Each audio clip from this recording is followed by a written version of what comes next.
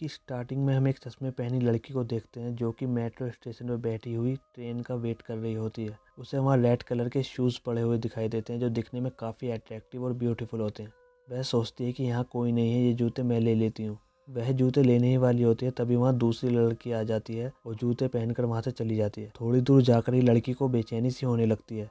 उसे वहाँ एक स्पिरिट दिखाई देती है। अचानक से उसके पैर कट जाते हैं और वो लड़की मारी जाती है। फिर सीन शिफ्ट होता है और हम एक लड़की को देखते हैं जिसका नाम सूजी होता है। सूजी अपने किचन में खाना बना रही होती है। सूजी का हस्बैंड और बेटी बाहर बैठे हुए हैं। सूजी की मैरिड लाइफ अच्छी नहीं चल रही होती है, इसलिए वो अपने हस्बैंड से डाइवोर्स ले लेती है। वो दोनों अलग अलग रहने लगते हैं।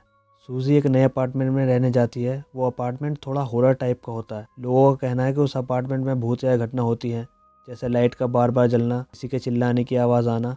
ये सब अपार्टमेंट में नॉर्मली बात है।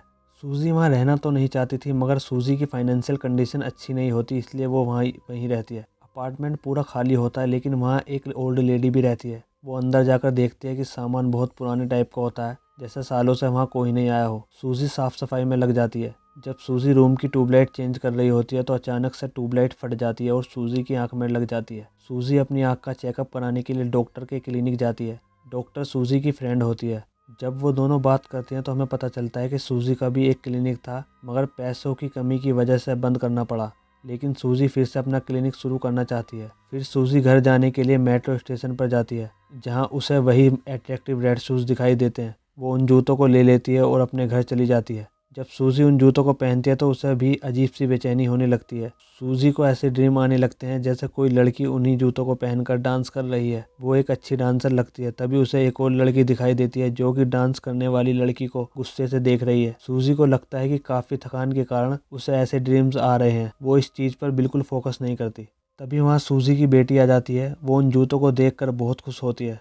वो कहती है कि मुझे भी ये जूते पहनने हैं, लेकिन सूजी उसे जूते नहीं देती। सूजी अपने क्लिनिक जाती है जो कि अभी पूरी तरह से बना नहीं है, उसमें अभी भी काम चल रहा होता है। वहाँ सूजी को एक लड़का मिलता है जो कि क्लिनिक का काम संभाल रहा होता है। सूजी उस लड़के से बहुत बात करती है, लड़के को आज रात डिनर के लिए इनवाइट करती है। दूसरी तरफ हम देखते हैं कि सूजी घर पर नहीं है, इसलिए उसकी बेटी उन जूतों को पहन रही है जो कि उसके साइज से काफी बड़े होते हैं। जूतों को पहनकर वो बहुत हैप्पी होती है। तभी जूते उसके पैर में फिट हो जाते हैं। उसे भी वही ड्रीम्स आने लगते हैं। रात को सूजी लड़के के साथ घर आती है को वो सब डिनर कर रहे होते हैं। सूजी की बेटी गुस्सा हो जाती है और वो सूजी से कहती है कि तुम बहुत बुरी औरत हो, तुम्हें मेरे पापा के साथ रहना चाहिए और तुम किसी और को हमारे घर लाई हो। सूजी उसे डांटकर उसके रूम में भेज देती है। अब वो दोनों खाना खाने के बाद सूजी के रूम में आते हैं, जहां पर वो लाल जूते रखे हुए हैं। जूते किसी को भी अपनी तरफ अट्रैक्टिव करते हैं, चाहे वो आदमी हो या औरत। लड़का भी उन जूतों को देखने के बाद उनकी काफी तारीफ करता है। उस रात सूजी को फिर से अजीब और डरावने ड्रीम आते हैं, जिसमें सूजी देखती है कि उसके सामने एक मैरिड कपल खड़ा है। वो कपल बहुत दुखी लग रहा है। दूसरी तरफ उसकी बेटी उन्हीं जूतों को पहनकर ऊपर वाली रेलिंग पर खड़ी है, जो कि उस पर से कूदने वाली है। सूजी जल्दी से उसके पैर पकड़ लेती है, लेकिन उसके पैर कट जाते हैं। तभी सूजी जाग जाती है। वो सूजी का ड्रीम होता है। उसे हर ड्रीम में वे रेड शूज दिखाई देते हैं। सूजी समझ जाती है कि उन जूतों में कुछ ना कुछ तो प्रॉब्लम जरूर है। अगले दिन जब उसकी बेटी फिर से उन जूतों को पहनने की बात करती है तो सूजी उसे वह जूते नहीं देती। अब सूजी की वही क्लिनिक वाली फ्रेंड घर आती है। वो जूतों को देखकर पागल सी हो जाती है। सूजी वहाँ नहीं होती तो वो उन जूतों को चोरी करके वहाँ से चली जाती है। जब वह उन जूतों को पहनती है तो उसे लगता है कि कोई उसका पीछा कर रहा है। वो रुक जाती है। तभी अचानक कोई पीछे से आता है और उसकी आंख निकाल देता है और सामने वाली कांच की खिड़की पर उसे मारता है, जिससे उसकी वही डेथ हो जाती है। उन जूतों की वजह से उसके भी पैर कट जाते हैं। नेक्स्ट डे जब पुलिस इस एक्सीडेंट की इन्वेस्टिगेशन कर रही होती है तो पुलिस सूजी को पूछताछ के लिए बुलाती है, क्योंकि मरने से पहले वो सूजी के घर गई थी। पुलिस स्टेशन में सूजी देखती है कि जिस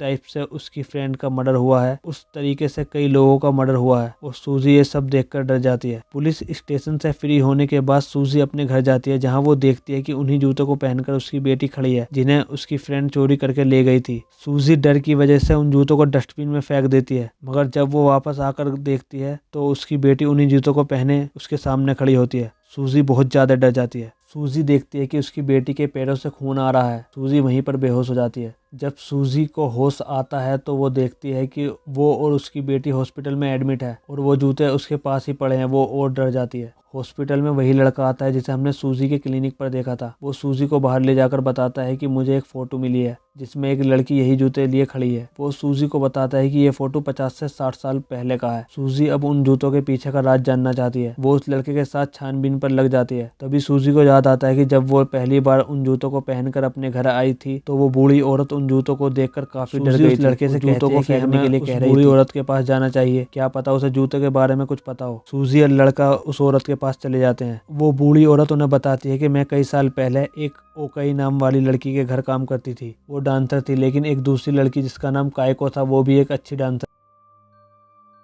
एक बॉयफ्रेंड था जो उसका बहुत ख्याल रखता था, जिसकी वजह से ओकई हमेशा उससे जलती थी। एक बार कायको का बॉयफ्रेंड कायको को रेड कलर के शूज गिफ्ट करता है, जिन्हें देखकर ओकई और भी ज्यादा गुस्सा हो जाती है। अब ओकई कायको से उसका बॉयफ्रेंड छीनना चाहती थी और धीरे धीरे उसके बॉयफ्रेंड को अपने जाल में फंसा लेती है। एक दिन जब ओकई कायको के बॉयफ्रेंड के साथ इंटीमेट हो रही होती है तो कायको उन्हें देख लेती है और गुस्सा होकर वहां से जाने लगती है। उसका बॉयफ्रेंड उस समय कायको को समझाने की कोशिश करता है। ये देखकर ओकई को गुस्सा आ जाता है। ओकई एक वेपन से कायको के दोनों पैरों को काट देती है, लेकिन कायको अभी जिंदा थी और ओकई से अपने शूज छीनने की कोशिश करती है। उस समय कायको का बॉयफ्रेंड भी धोखा करता है, एक वेपन से कायको को मार देता है। ओल्ड लेडी पेड़ के पीछे से देख रही होती है। इस घटना के कुछ समय बाद वो दोनों शादी करते हैं। उस समय ओकई ने वही कायको के शूज पहने हुए थे और तब कायको की आत्मा उन दोनों को मार देता। ओल्ड लेडी सूजी से कहती है इसके बाद जिस किसी ने भी ये शूज पहने कायको की आत्मा ने उसे मार दिया है। इन सब बातों को जानने के बाद सूजी अपने दोस्त के साथ कायको की बॉडी ढूंढने में लग जाती है ताकि कायको की आत्मा को शांति मिल सके। उन्हें कायको की बॉडी मिल जाती है, जिसे वो एक कोफिन में रखकर और उन जूतों को भी उसके साथ दफना देते हैं। अब सब कुछ ठीक करने के बाद सूजी उस लड़के के पास जाती है क्योंकि वो उसे अब काफी पसंद करने लगी है, लेकिन वो लड़का उसे दूर रहने के लिए कहता है क्योंकि सूजी की बेटी ने उसे बता दिया था कि सूजी ने मेरे पापा को छोड़ा नहीं है, उन्हें मार दिया है। यह सुनकर सूजी को गुस्सा आ जाता है और सूजी अपनी बेटी को मारने की कोशिश करती है, लेकिन किसी तरह से उसकी बेटी बचकर स्टेशन की तरफ भाग जाती है। सूजी भी उसके पीछे पीछे जाती है। तभी सूजी को पता चलता है कि ये सब मर्डर वो खुद नहीं कर रही, दरअसल कायको की आत्मा सूजी पर हावी होती है। फिर एक बार फिर से सूजी को उसकी बेटी के पास वही जूते मिलते हैं। सूजी कायको से कहती है कि मैंने सही तरह से तुम्हारा अंतिम संस्कार किया है, फिर भी तुम मेरे पीछा क्यों नहीं छोड़ रही। उस समय वहाँ कायको की खतरनाक आत्मा आती है और सूजी को बताती है कि तुम ओकई का दूसरा जन्म हो, इसलिए मैंने तुमसे अपने पति, फ्रेंड और कई लोगों को मरवाया है। इतना कहते ही कायको की आत्मा सूजी को भी मार देती है। यह मूवी यहीं पर एंड हो जाती है। ऐसी एक्सप्लेनेशन देखने के लिए चैनल को सब्सक्राइब करें और बेल आइकन प्रेस करें और वीडियो को लाइक करें।